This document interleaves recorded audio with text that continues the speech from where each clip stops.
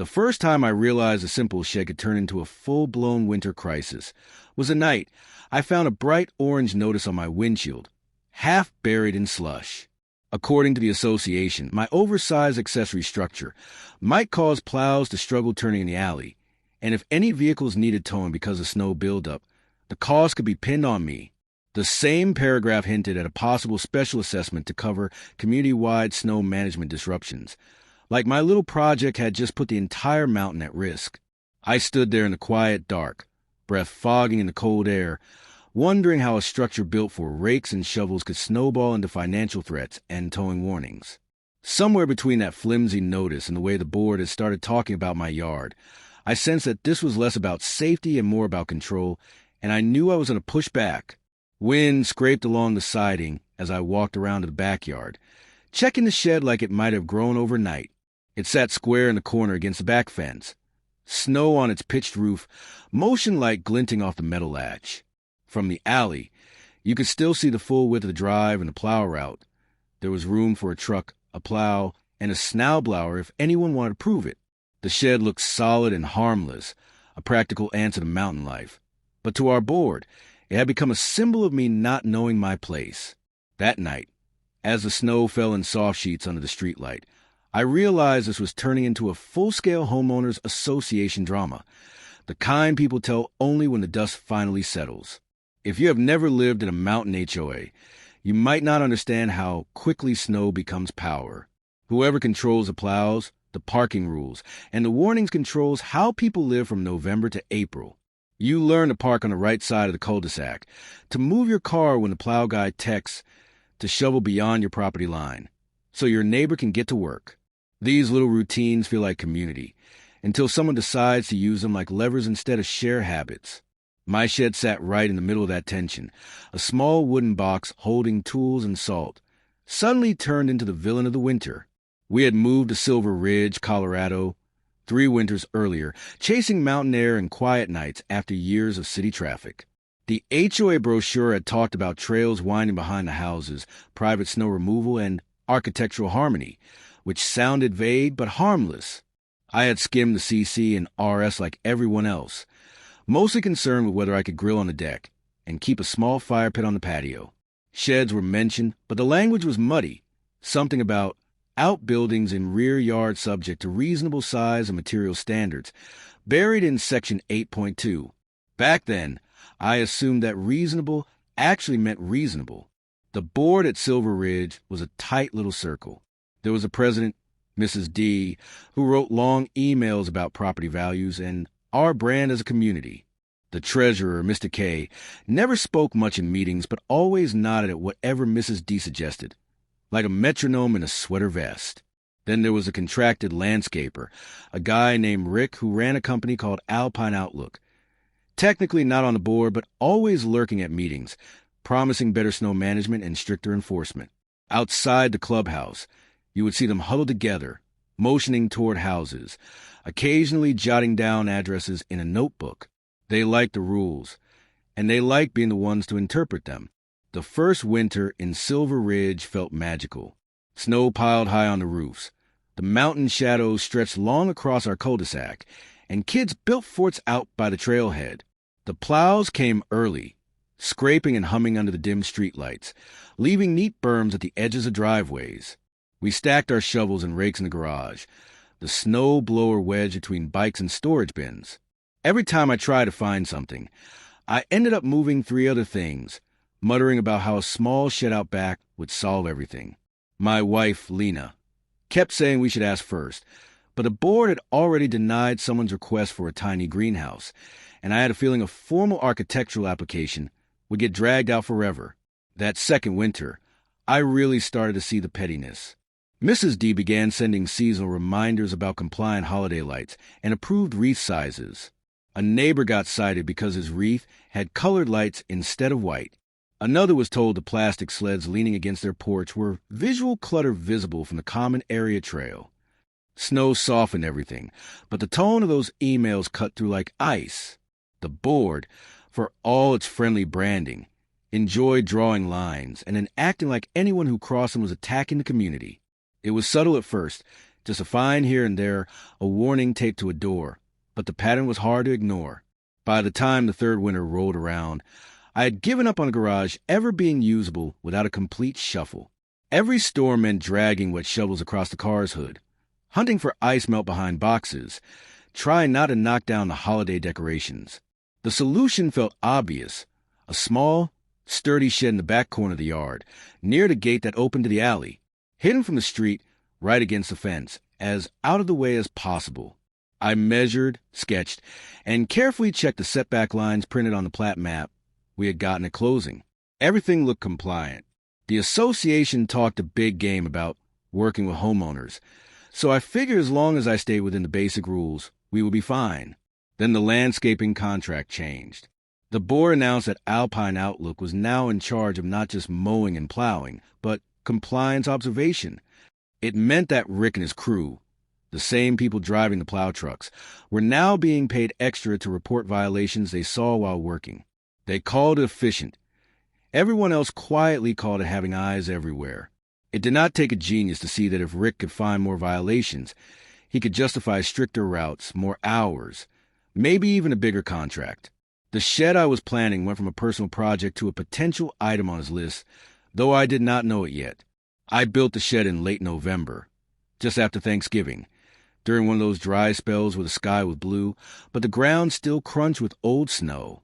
I had bought a prefab kit that matched our siding color and roof pitch, staying as close as I could to the architectural harmony language in the CC and RS.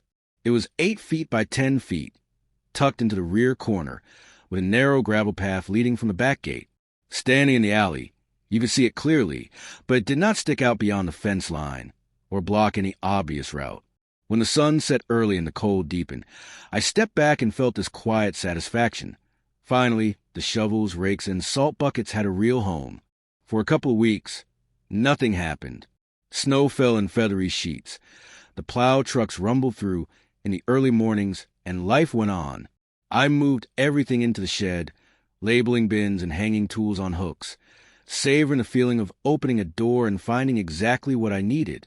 The motion-activated light clicked on with a soft whir, throwing a warm glow over the tools while the alley stayed dark and quiet.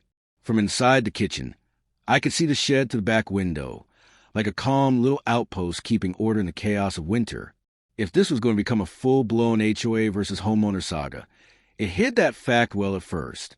I should have known the calm would not last. One morning, I noticed Alpine Outlook's truck idling longer than usual in the alley, exhaust mixing with the cold air. The driver's side door stayed open while someone stood beside the truck, looking toward our yard, notebook in hand. The plow finally moved on, but the feeling of being watched lingered. 2 days later, when I got the first warning letter in the mail, I understood what that long pause had meant. The letter, dated December 5th, had initial notice, outbuilding concern, typed across the top, with my lot number listed in the upper right corner like a case file. The notice claimed that the shed might impede efficient plow turning maneuvers in the rear access lane and suggested that, in the event of emergency snow removal, vehicles may require towing at the homeowner's expense. It did not say the shed actually blocked anything. It said may impede and may require. The language was vague but threatening, like someone waving a rule book, without ever quoting the specific page. The letter referenced Section 8.2 of the CC and RS, the same one about reasonable outbuilding standards, but did not explain what part of my shed failed to meet them. It ended by inviting me to contact a management company to discuss voluntary removal options, which felt less like an invitation and more like a thinly veiled demand. Inside the house, I set the letter on the counter and stared at it while snow slid off the roof in heavy chunks outside. I walked back to the alley, paced out the distance from the shed to the edge of the pavement, and imagined a plow turning its blade. There was room, more than enough room, and the winter before, the plow had swung even closer to our fence when there was nothing but air there. The only thing that had changed now was that the plow driver worked for the same man who had written me up. It was the first time I really felt like this might become a slow-burning HOA revenge story, only I had not done anything wrong to deserve revenge. I called a management company and calmly explained my measurements, the setbacks, the roof line, all of it. The representative said the board had been alerted by field observations from a vendor and that they were taking potential snow hazards seriously. When I asked which specific rule I had broken, she fell back on the phrase overall community safety expectations instead of quoting a section or a number. She ended the call by reminding me that this was just an initial notice and that I should watch for further correspondence if the board decided to act. The way she said it made it sound like they were already planning the next step. What I did not know at that point was that the board had already scheduled a closed-door discussion about my shed, and the date they picked for that meeting would collide perfectly with the worst storm of the year, setting up a showdown that had nothing to do with snow and everything to do with power. The storm hit a week later, piling snow high along the alley and across our small front yard. When the plow finally roared through at dawn, the sound shook the windows, and I watched from the bedroom as the truck eased around the curb behind our house. The blade swung wide but never came close to the shed. The driver slowed, paused, then inched forward again as a staging performance for any camera that might be watching. Our alley was as clear as ever when he finished, the path broad and clean, leaving no evidence that the shed impeded anything. Yet that same afternoon, another notice appeared, this time taped to our front door under a strip of ice-stiffened tape. The second notice was shorter but more aggressive. It summarized a vendor-reported obstruction concern in the access lane and warned that the board could authorize towing of any vehicle whose owner's negligence contributes to plow difficulty. It still did not say the shed violated a specific provision, and it still did not explain how a stationary structure could make someone's parked car negligent. The bottom of the page included a line about upcoming review at the next board session, but no date or time. It felt like they were building a paper trail of concern, one vague step at a time, so they could justify whatever they wanted later. I went looking for the exact wording in the CC and RS. Section 8.2 talked about outbuildings being of a size and placement that does not intrude upon common areas or shared access easements, which ours did not. Another section about snow removal gave the committee-wide authority in emergencies, but said they had to act reasonably and non-arbitrarily. Nothing said they could decide a shed was a problem just because a contractor who wanted more work said so. The more I read, the more it became clear that what they were counting on was not the actual rules, but the average homeowner's fear and confusion. By the end of that week, a pattern had formed. Alpine Outlook's truck would idle behind our yard longer than anywhere else, and then some kind of communication would arrive. An email reminder about winter hazards, a general bulletin about the importance of keeping access lanes clear, or another vague note about the board's dedication to safety. Each message felt generic on the surface, but the timing made it obvious we were the target. The snow outside glowed blue in the evening light, and our shed sat there quietly, somehow the loudest thing in the neighborhood without ever making a sound. When the board agenda, January session, finally arrived by email, it felt like finding a clue in a file you were never supposed to see. The agenda, attached as a PDF, had a vague line halfway down the page. Item 6B, review of rear lane obstruction concern, Lot 27. That was us. There was no mention of my name or the word shed, but I recognized our lot number instantly. The fact that it was being discussed at all, without anyone reaching out to ask for my side, told me everything I needed to know about how this committee liked to operate. The agenda also had a section at the bottom labeled Executive Session Items, where they listed things like vendor contracts and potential enforcement actions separated from the rest of the meeting. It meant that after the usual talk about budgets and trail lighting, they would close the doors, send homeowners out into the cold, and then talk about our property where we could not hear them. The thought of them sitting inside that warm clubhouse, discussing my shed and possible towing without me in the room, lit a slow, simmering anger I could feel every time I looked out at the snow. That weekend, I walked the alley and counted clearances. From our shed to the edge of the pavement, more than 12 feet. From the neighbor's parked SUV to their fence, less than that. Around the bend, a decorative rock retaining wall jutted into the drive farther than any part of our structure. I took photos from my level and from higher up, climbing a small snowbank for a better angle, making sure the tire tracks on the plow were visible in every frame. Each picture showed the same thing, a wide, navigable path, with my shed well outside any conceivable plow turn. If this was going to turn into a fight, I wanted more than just my memory to stand on. What I did not realize yet was that the board and the landscaper were building their own narrative as well, one where my shed was not just an inconvenience, but a test case. If they could prove they had the authority to demand its removal, they could use that same argument to go after anything that annoyed them in the future, from raised garden beds to playhouses. It was not about snow. It was about setting a precedent where the rules meant whatever they said they meant. And in a community where winter controls so much, that kind of power would be hard for them to give up.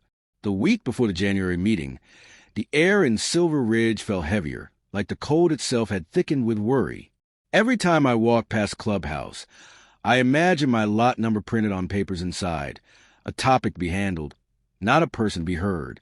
Neighbors nodded in passing, but there was a new stiffness in some of those nods, especially when I caught them looking from my face to the shed and back.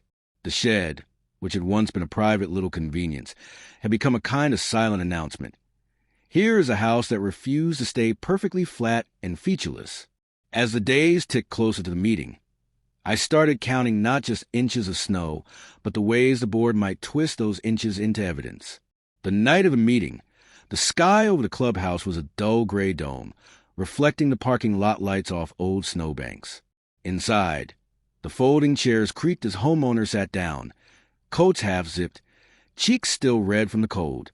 I took a seat near the back, clutching a worn copy of the CC and RS with sticky notes marking Section 8.2 and the snow removal clauses. The agenda, printed and stacked in a neat pile on a side table, still only called my case Rear Lane Obstruction Concern, Lot 27. But that was enough. Seeing my lot number in black ink felt like reading my name in a tiny indictment. The open portion of the meeting dragged on with talk of budgets and reserve funds, the monotone rhythm of numbers blending with the faint hum of the fluorescent lights.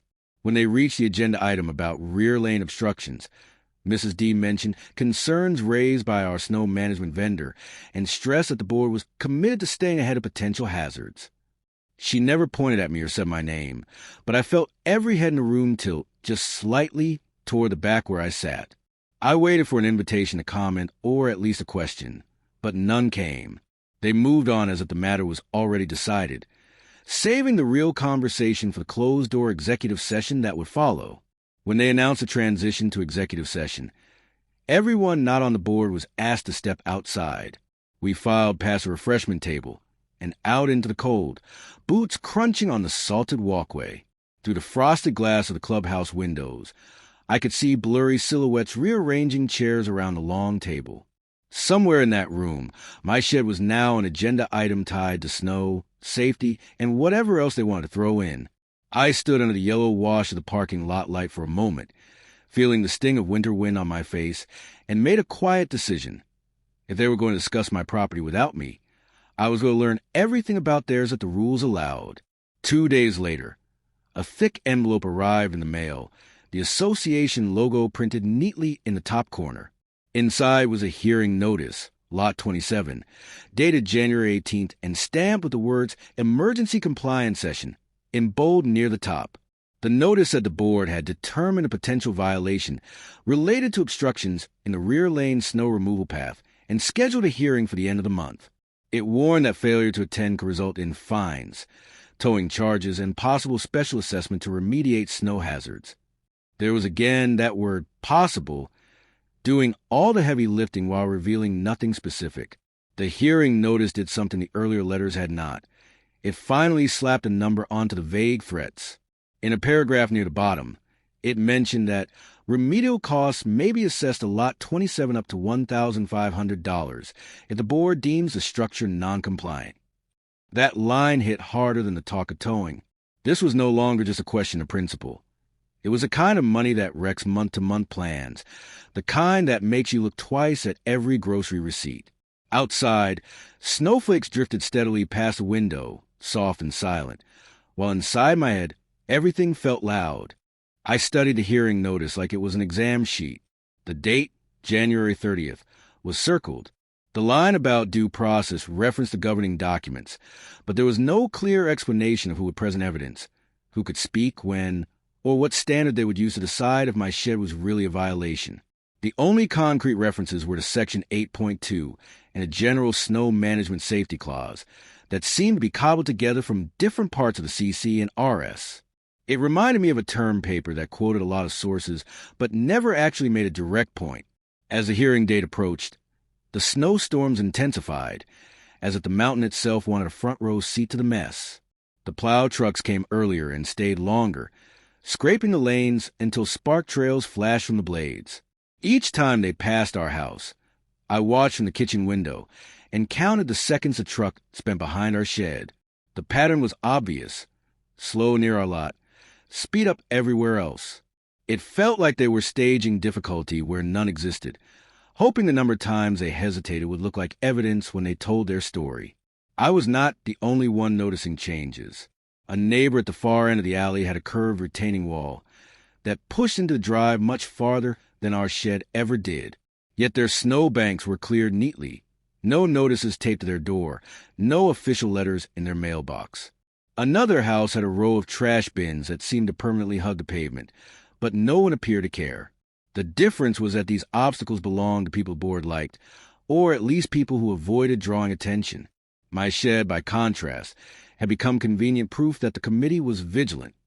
I started talking, carefully, to other homeowners, instead of direct complaints. I framed it as curiosity about how snow removal rules were enforced. People shared small stories, a warning about extending a driveway edge, a reminder not to pile snow against fire hydrants, a note about parking on one side of the street during storms. Minor things, all tied to clear safety issues.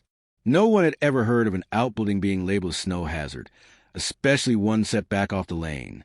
The more I heard, the more I felt the ground of this HOA versus homeowner dynamic tilt in my favor, at least morally, even if the board held the paper and the podium. The night before the hearing, I spread my documents out on the dining table like pieces of quiet case file.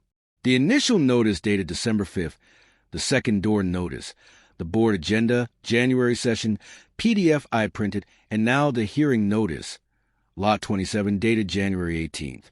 Next to them lay my photos of the alley, with tire tracks carved in clean curves past the shed and measurements scribbled in the margins. I was not a lawyer, and I was not planning to play one, but I could walk into that clubhouse ready to show, in plain numbers and clear images, that this situation was being stretched to fit someone else's agenda. What I did not see coming was how the board would try to turn the hearing into something bigger than a simple violation decision, hinting that if they could push this through, they could start charging special assessments anytime a non-compliant property forced extra plow passes, effectively taxing descent one driveway at a time. The hearing took place on a Tuesday evening under a low, steel-colored sky that threatened more snow. Inside the clubhouse, the room felt warmer than usual. The heat turned up almost aggressively, as if they were trying to soften everyone's edges. The board sat behind a long folding table, paper stacked in front of them, with Rick from Alpine Outlook positioned near the end like an invited expert.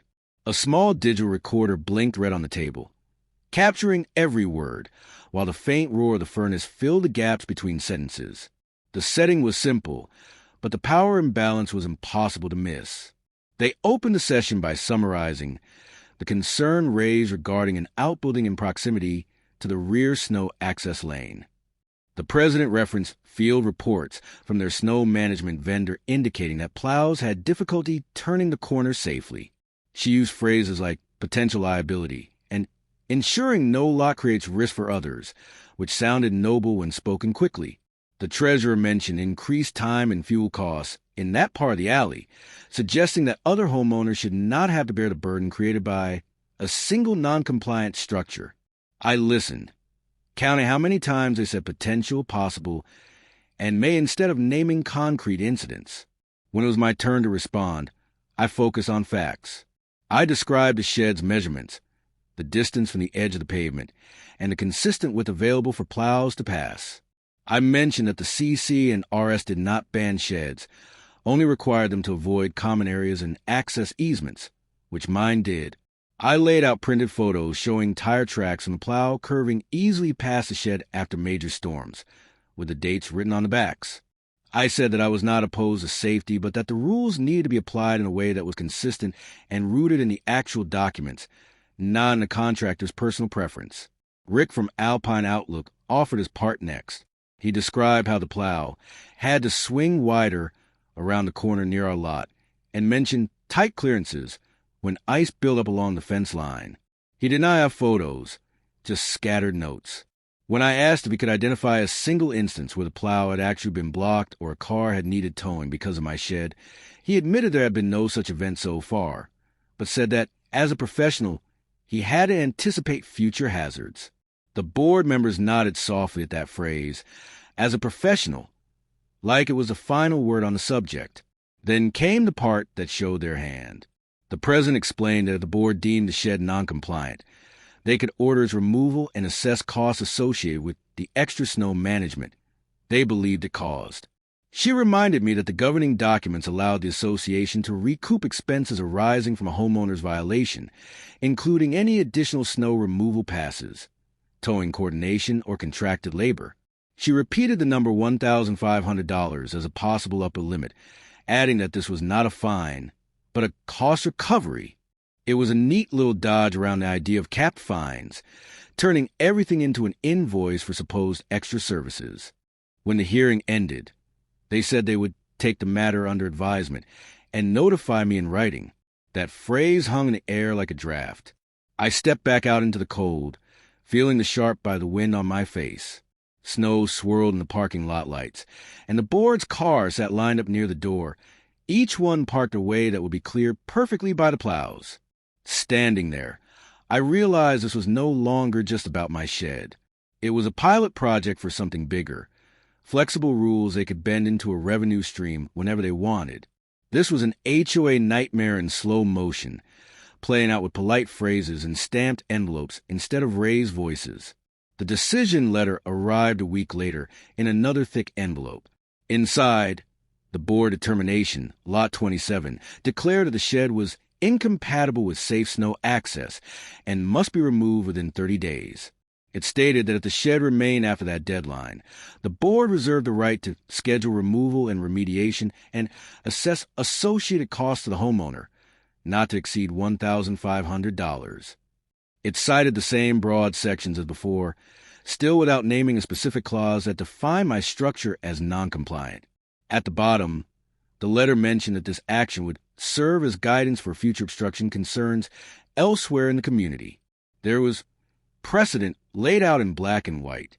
By that point, a simple storage shed had been turned into an alleged threat to snow safety, a test case for new ways to build homeowners under the banner of cost recovery. The board had leaned on vague language, a cooperative contractor, and the fear of a $1,500 assessment, hoping I would fold quietly so they could use my example as leverage in future disputes. I might have considered giving up if the letter had felt like a one-off misjudgment. Instead, it read like a template they planned to reuse, and that changed everything. Around that time, I came across an old newsletter in our junk drawer, folded and smudged with coffee. It was from 2 years before we moved in, celebrating the retirement of a former board president and welcoming a new slate of officers. The article mentioned a special meeting where homeowners had voted to change parts of the snow removal schedule and reject the proposed assessment. The kicker was a brief aside about how neutral enforcement and homeowner participation had saved the community from unnecessary costs. In the margins, someone had written a note in blue ink, "Glad we showed up that night." It reminded me that the board was not a fixed entity. It changed based on who bothered to fill the chairs. I started asking longer-term residents about that era, carefully, usually while we cleared snow together or waited by the mail kiosk. A few people mentioned that the old president, a man named Terry, had been strict but fair, and that he had stepped down after feeling burned out. One neighbor said there used to be more volunteers willing to serve, but over time, the same personalities kept running, usually unopposed. Somewhere under the ice and frost of Silver Ridge, there was a memory of a different leadership style, one that treated rules as shared guidelines instead of weapons. The knowledge that this community had once pulled together to stop a bad idea lodged itself in my mind like a stubborn snowdrift on a shady corner. The seed of retaliation, if you can call it that, was not some dramatic vow, but a quiet realization. If they could use the documents to push me around, I could use those same documents to change who sat at that table. I reread the section about elections, special meetings, and board recalls. It turned out that with enough signatures, a group of homeowners could demand a special meeting to vote on new directors or remove current ones. The threshold was not impossible. It was just high enough that no one bothered with it unless they were really motivated. The board was counting on apathy. My shed had stripped me of that apathy. I did not want to act alone. Before I did anything formal, I reached out to a couple of neighbors I knew disliked some of the recent enforcement trends.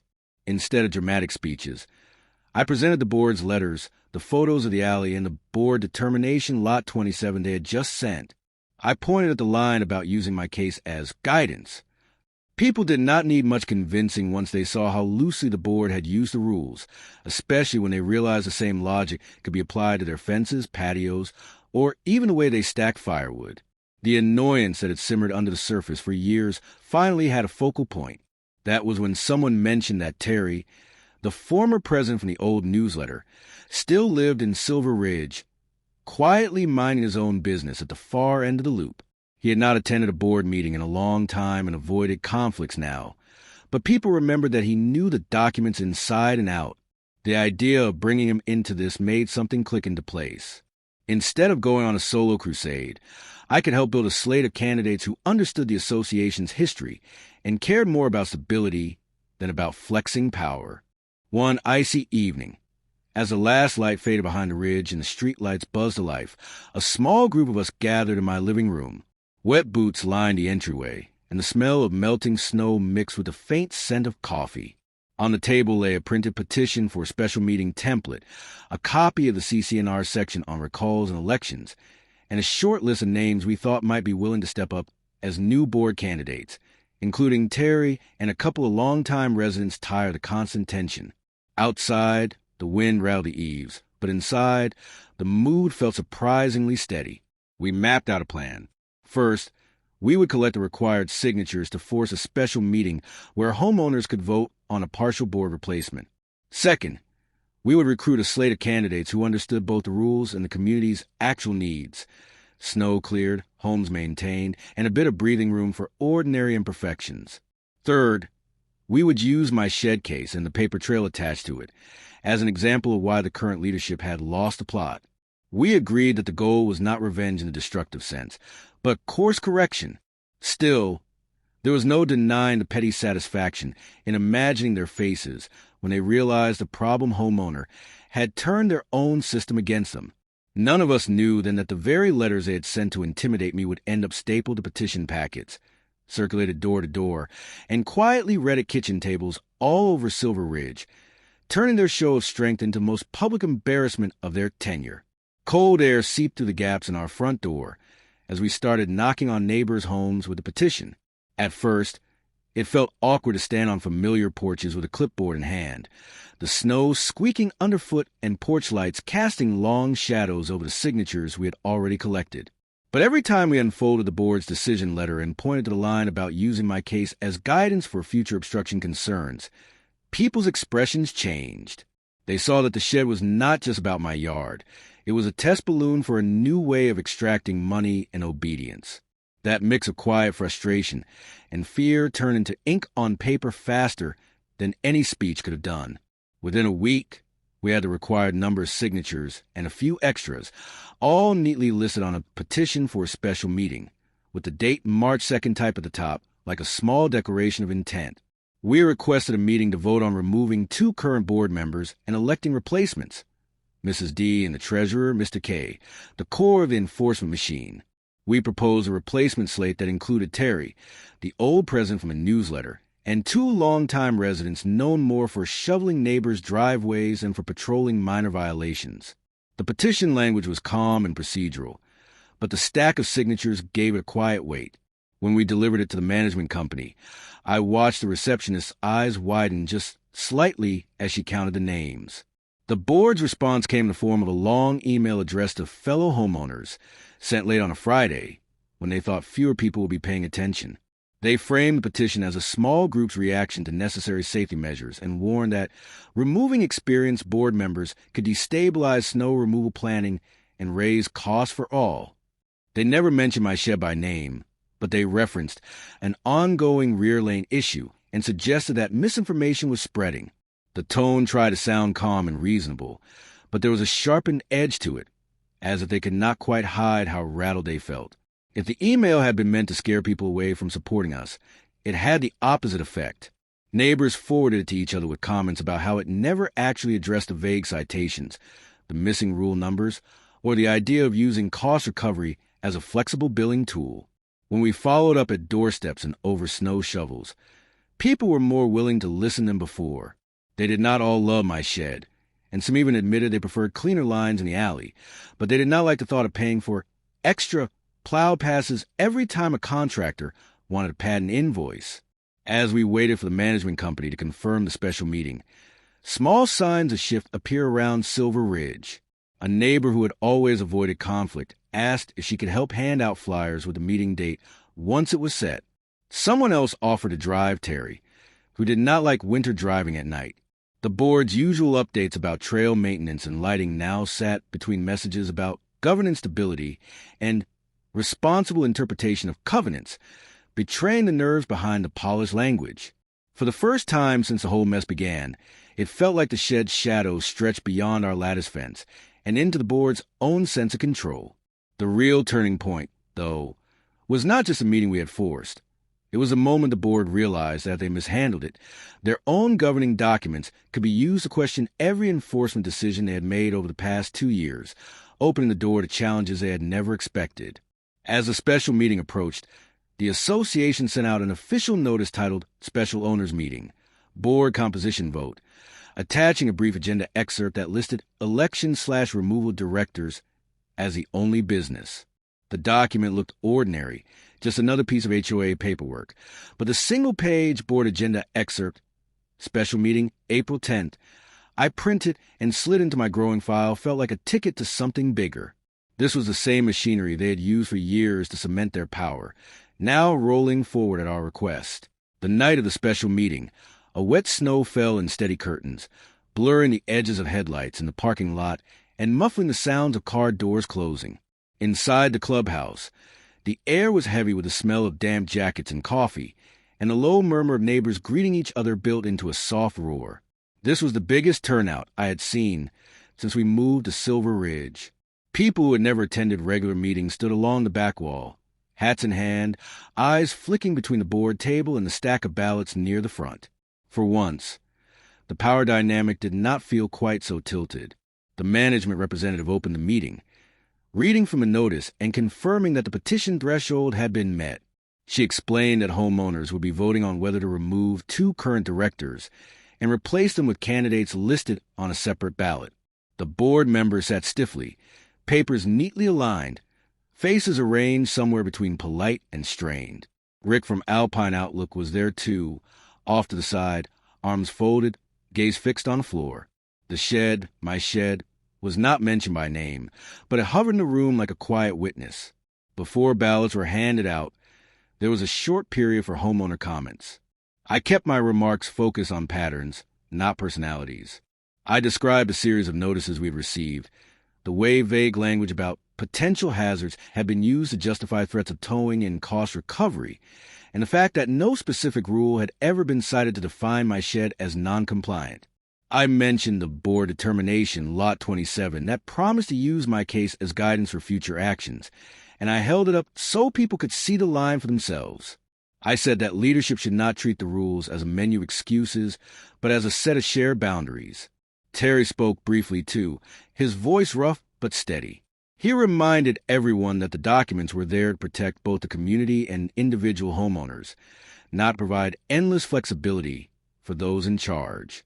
He referenced older decisions where the board had chosen moderation over punishment, and he asked whether the current direction felt like the same place people had voted for in earlier years. He did not attack anyone by name. He did not need to. The contrast between then and now was written in the letters and emails many of us had saved. The current board members defended themselves, insisting they had only ever acted in the best interest of safety and financial stewardship. They repeated that no fine had technically been imposed on me yet, only a potential cost recovery, and that the shed issue was still open to discussion pending homeowner cooperation. The language was careful, but it did not erase the notices, the hearing, or the 30-day removal threat. The more they tried to soften their actions, the more people seemed to realize how far they had stretched the concept of safety to fit whatever they wanted. What the board did not say out loud, but everyone could feel, was that if they lost this vote, it would not just cost them their titles. It could also force them to defend their enforcement history under the same rules they'd used on everyone else, with minutes and decisions open to scrutiny instead of tucked away in polite summaries. Once the comment period ended, ballots were distributed.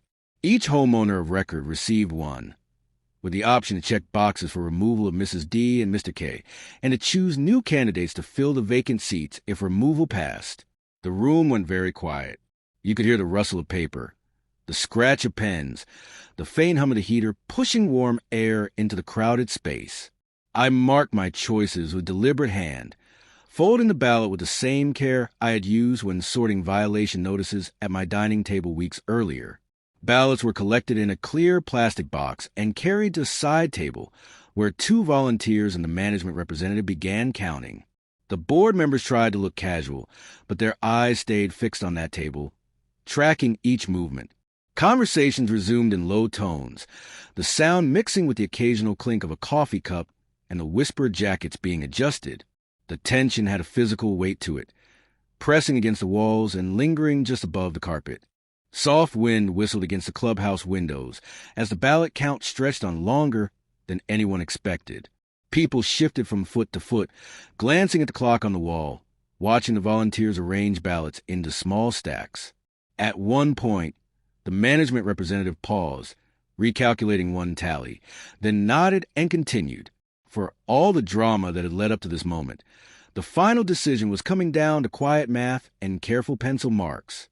It was strangely fitting that a fight fueled by overinterpreted documents would end in such a plain, procedural way. When the counts were finished, the management representative returned to the front of the room with a sheet of paper in her hand. She announced that the motion to remove Mrs. D and Mr. K had passed by a clear, though not overwhelming, margin. A soft ripple went through the crowd, a mixture of surprise, relief, and a subdued shock of realizing something had actually changed. She then read the results of the election that followed. Terry and the 2 longtime residents we had encouraged were elected to fill the vacant seats. The words were simple, but they landed with a quiet finality that left the outgoing board members momentarily frozen. For a moment, no one quite knew how to react. There was no cheering, no gloating, just a low wave of murmurs as neighbors looked at each other with raised eyebrows and half-smiles. The outgoing directors gathered their papers, moving with the stiff, controlled gestures of people trying very hard not to show emotion in public. They were not banished from the community. They still owned their homes and would still share the same streets and snowbanks. But the long table that had been their stage for years now belonged to different faces. The chairs had turned, not through anger alone, but through a patient use of the same system they once controlled. In the days that followed, the practical changes began slowly. The new board held an open work session to review recent enforcement patterns, inviting homeowners to bring any letters or notices they felt were inconsistent or unclear. I brought my entire file, the initial notice dated December 5th, the hearing notice dated January 18th, the board determination Lot 27, and even the board agenda excerpt, special meeting April 10th. They went through each document line by line, asking calm questions about what had actually happened in the alley, how the plows had moved, and where the CC and RS spelled things out clearly versus where they were being stretched. Within a few weeks, the new board issued a written clarification titled Snow Access and Accessory Structures Guidance, posted on the community website, and mailed to everyone. It confirmed that sheds were allowed in rear yards as long as they respected property lines and did not physically encroach on shared easements. It stated that no homeowner would be charged for hypothetical plow difficulty without documented incidents and specific citations to governing documents. The guidance also formally rescinded the previous board determination, Lot 27, and declared that my shed, as measured and photographed, complied with the rules. It was a quiet acknowledgement I had wanted from the beginning, delivered not as a personal apology, but as a change in how everyone would be treated going forward. The most satisfying part was not the board's letter about my shed. It was knowing that, from that point on, any attempt to twist vague language into sudden charges or surprise cost recoveries could be held up against this new guidance and challenged, forcing future leaders to think twice before they turn minor annoyances into revenue streams. In the months after the special meeting, life in Silver Ridge settled into a different rhythm. Snow still fell, plows still rumbled through the alley before sunrise, and people still grumbled about icy mailboxes and frozen car doors. But the constant tension of wondering which ordinary object might be targeted next faded. The new board issued fewer notices, and when they did, the letters cited specific rule numbers and offered clear steps for correction instead of stacking vague phrases into implied threats. It was not perfect. No community ever is. But the balance between order and autonomy felt closer to what the mountain air had promised when we first moved in. My shed stayed where it was, its small motion light still flicking on whenever I opened the door for a shovel or a bag of salt. Sometimes, while standing in that narrow gravel path, I thought about how disproportionate the fight had felt at times. Hours of reading documents, nights of worry over a $1,500 assessment, a special meeting in a crowded clubhouse, all over a wooden box that held rakes and snow melt. Yet beneath that absurdity was a truth I could not ignore. In a place where winter amplifies every small decision, control over something as simple as where you store your tools can become a proxy for control over how you live. Our relationships with neighbors shifted too.